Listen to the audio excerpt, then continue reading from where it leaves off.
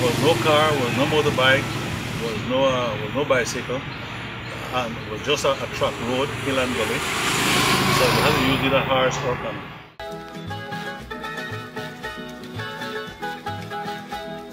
We had a spring here in Lazyville by the name of Good Hole, and we used to drop water from Good Hole to the house in Gourd, or a 5-gallon can. And it was only those who were lucky had a 5-gallon can. It was hard. Why it was hard? Because when we did coming over, when we was going to school, we have to come in standing up, because by our uniform was with bleed. We have to come in standing up in the little capboard or in the little canoe. That time sometimes, I remember what time it turned right over. And when it was turning over, I was just thinking on my shoes, my socks, and my uniform. I couldn't wet it up. So when the little canoe turning over, I get on the side, and when I find out the canoe turn over, and I was stuck on the bottom. And when we want to go and spree, but we never had the way to go. When we get back from spree, we used to teach the canoe. Who get first is who take the canoe. And I remember what time we get last, and what I have to do. I take off my clothes with so underneath clothes. I swim. I went to Katrina and I get the canoe that the thief from which I had to carry it back over for the girl them to cross over. So it was difficult. Sometimes we come from school and no canoe no there. If it's 2 or 3 it raining, so we used to have to go up through spine. We used to walk over. We used to haul up the uniform. Sometimes we even take it off when we get by the beach and no one there.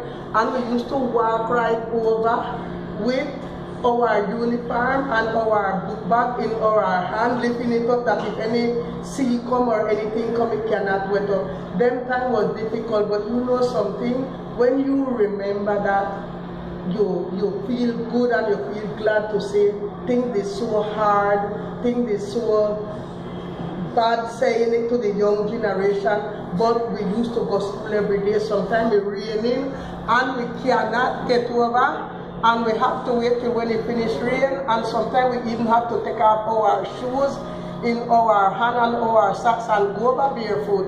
And then when we get over town now, we wipe our foot and put on back our socks, and still yet we used to want to study. And the thing did hard, but still yet we used to look the way. Sometimes we run down, and when you get by that wharf, they say, no, Mr. Oswero going out now. When you get by Mr. Oswero, no, him gone already, but go down by Mr. Jonathan. When you get by Mr. Jonathan, hi, Mr. Jonathan, but it full. Well, that day I couldn't go to school because we didn't have any capboard or any canoe. That was our history and our life. Canoes are like a very important instrument that each family was supposed to have to develop themselves and be independent.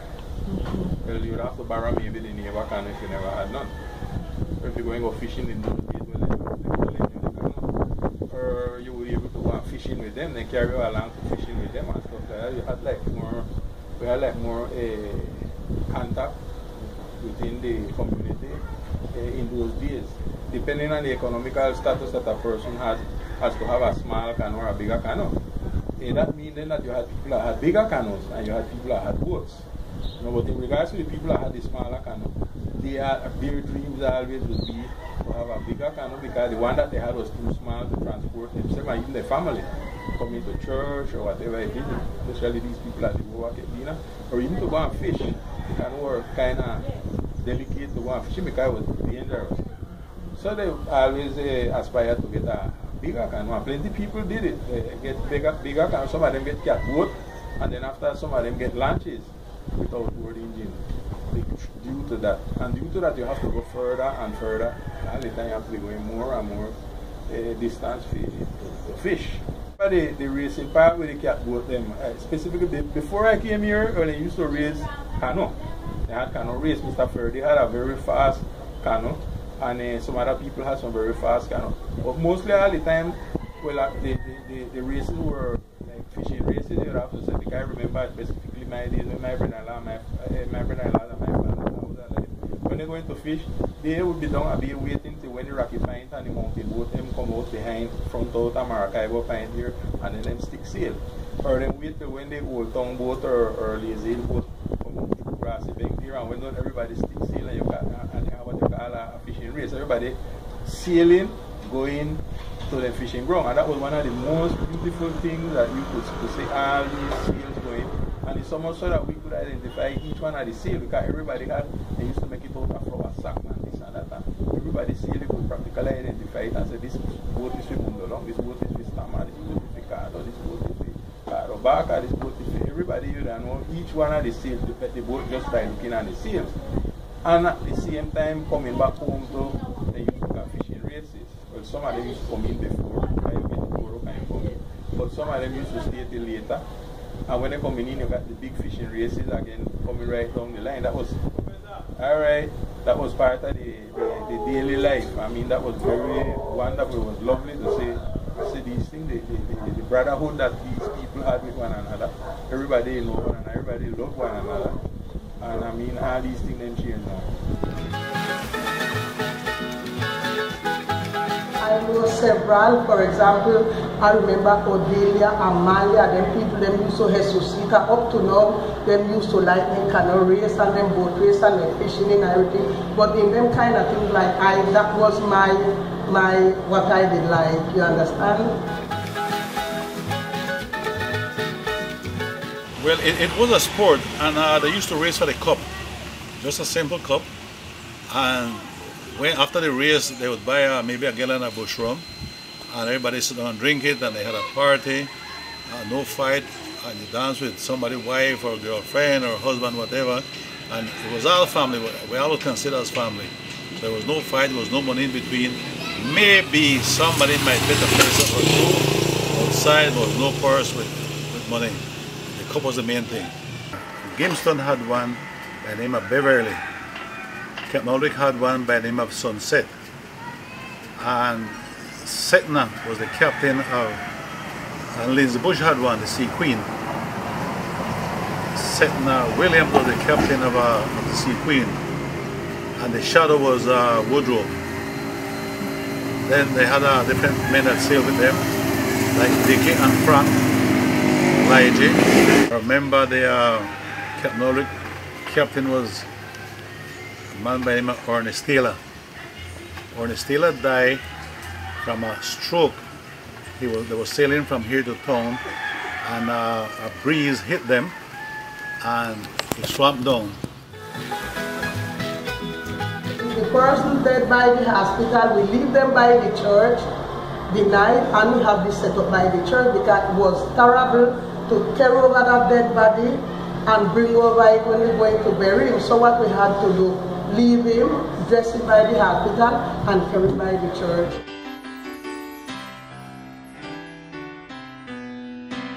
Sure, I'd like to share a lot about him. He was the man with a carver that keep up the island, because he used to come from Panama, San Andres, Providence, and bring food. I don't know how a carver used to hold the pile of things on top. He used to take us.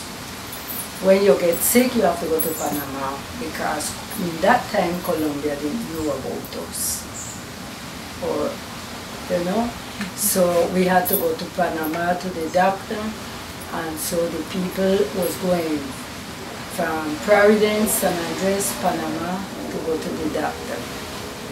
Then they will come back and stop to San Andres again, leave off cargo there, and come back to Providence.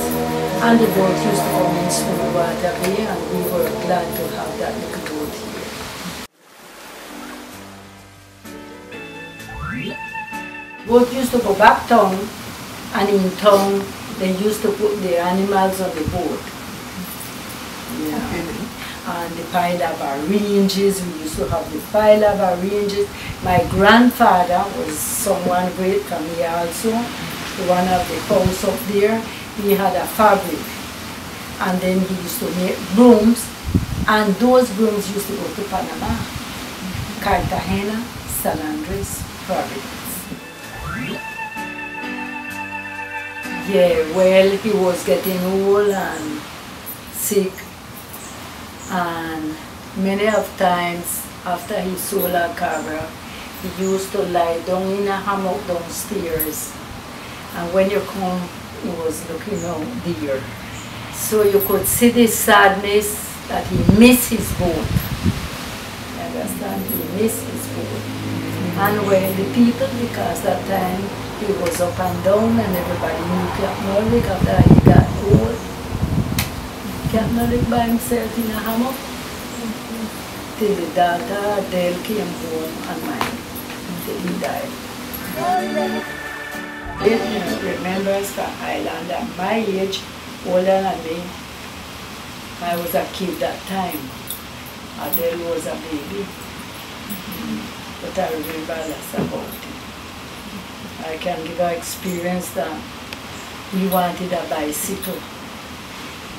And my grandfather told us was to put up little money. But we know we didn't have the amount of money was to put Captain Ulrich. We gave him the money and he bought the bicycle. To that day, I think a bit, I said, where would we get the money to buy a bicycle? He brought it for us. Okay? And I had that bicycle till I got married. Yeah. In Providence, where you didn't have transport, we used to use the bicycle.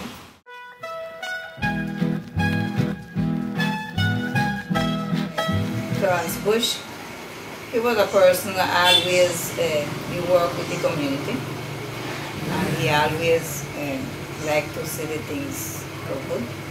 So he said, well, we don't have any transport, we don't have cars, and time we didn't have any car, and we normally use horses and canoe, boats and so forth. So he said, well, since we didn't have, he said, well, we're going to build a boat that we then use for transportation. So they did. He and Mr. McKinley Leon, Tarsis, and then others would help around too, and and so they built the boat.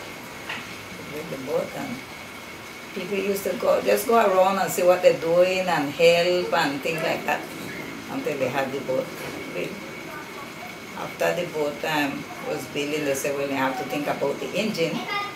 So they kept the engine before the boat finished built, and after the boat built, I remember they brought it down like through here and cut the coconut tree and make the log for it to roll the roller, and come down. Well, that day they had people from all around, I believe people from all the island, come to see the launching of the boat and things like that. So it was like a fiesta when they going down, and they reached down. After they reached down there, Mr. McKinley was the carpenter, so he was in the bow of the boat when they rolled it down, and after they get down there, they had a bottle of champagne, and they mashed up the champagne on the bow and said that is the baptism of the boat. Well, after they had everything ready, they put on the cap on it, depending upon the sun and the rain and everything, and so they start out. And they, that boat take people when been to the Julio. The boat take the children them down. The children then that go to march and things, take them to town and bring them back. And they make trips around the land taking passengers. You pay a little thing and you go as a paseo right around the land and bring back. We glad to, I was young that time, and glad to make that trip around the land on the boat. Even they had marriage from here, and we had right here Miss Adora. When Miss Adora married, she was going to live in Old Town, and Scambais would take them after the wedding, take them and the people and everything to the home. It got care of ball game people too. Ball game people, because the mountain swamp was the where we had ball game, baseball. And first time we walked from here to mountain in that Briley, 12 o'clock sun had to see the game up there. But when after Scamba then we get Scamba and Scamba would go and carry the people them there. And you walk to a distance, I mean you go to the dock and then from there you walk to a distance, but you come back and get back in the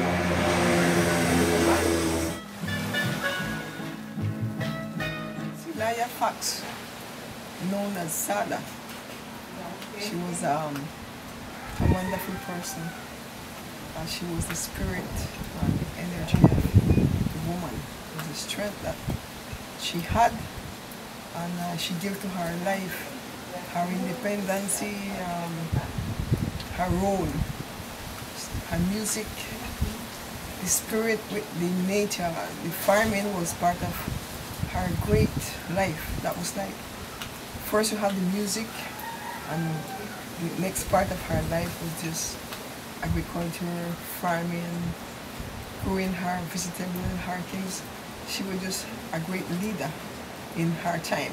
Probably you would think that Silaya was a little bit free, because she would go with men on the island, playing music, serenade, up to the mountain, on the ocean, on boats, riding this Kamba, singing all over. And she was really respected. Everyone respected Sada or Silaya for who she was, a free spirit. The music, the creativity of Silaya was amazing. Everything that was happening on the island was part of Silaya songs. Silaya was very creative. Everything that happened on the islands, she would take it and make a song. And that was her inspiration, was great. And even when she was a person who didn't write, she didn't know to write, but she could transmit through the music, through her feelings, all the energy that was coming from this beautiful island, from the nature and also from the sea. I mean, the stars where she lives was really a part of her big inspiration. And Alligator Pipe just was a place where I think she had a big strength there. It was the sea in front of her place, and it was the nature, her farming, and that was good. She was just a true woman, an island woman, independent with a great spirit. The spirit of Silaya was just great. I think her independence, the way she lived, like with the music was her heart, and through the music was like a media where she had just to express all her feelings, all the emotion, and all the situation that was going on the island. She was just independent and free-minded, and there were no scare or no fear of telling the truth and even protest and make song inspire, for example, of songs that had to do with the Second World War, inspiration of the missing that hit the Resolute, for example, or the Rubik, which was bought from the island. She was just like I think was a just strong woman, and she let, through that strength, she gave that to people, and people receive it, and she was just respectable, and she was loved and cared by people, because through the music, the woman showed her strength, and she was part of this island culture, and she became a really leader in the music from the island.